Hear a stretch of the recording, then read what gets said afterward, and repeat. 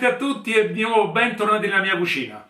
Allora, qui a Roma è da un po' che sta facendo una temperatura piuttosto leggera, un po' più calda, già si respira un po', oltre che la primavera, forse quasi l'estate. Sarà stato per questo che mi è venuta veramente voglia di mangiare la pasta con il pesto alla trapanese.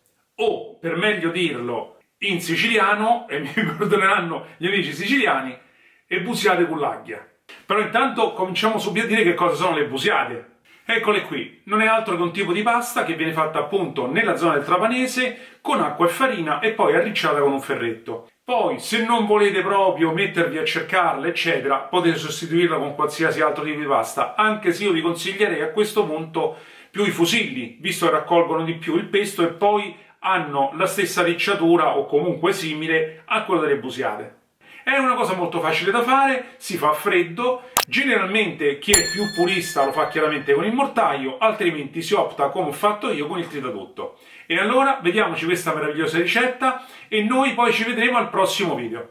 Ok? Allora buona giornata a tutti e buona visione! Un bacione!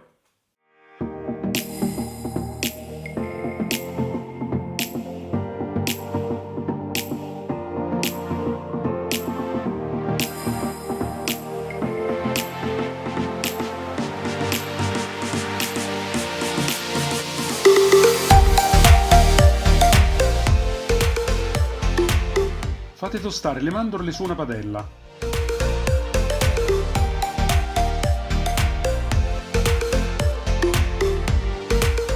In un tritatutto mettete i pomodori,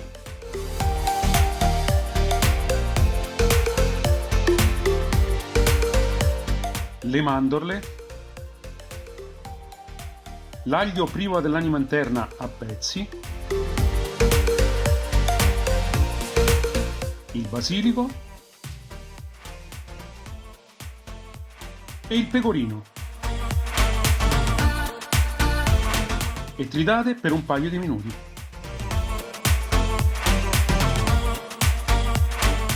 Poi mettete l'olio, il sale e il pepe e ripetete l'operazione per lo stesso tempo.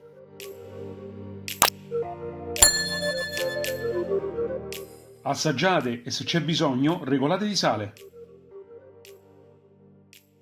Buttate la pasta appena bolle e mettete il pesto in una ciotola capiente. Appena pronta mettete la pasta nel pesto e mescolate per bene.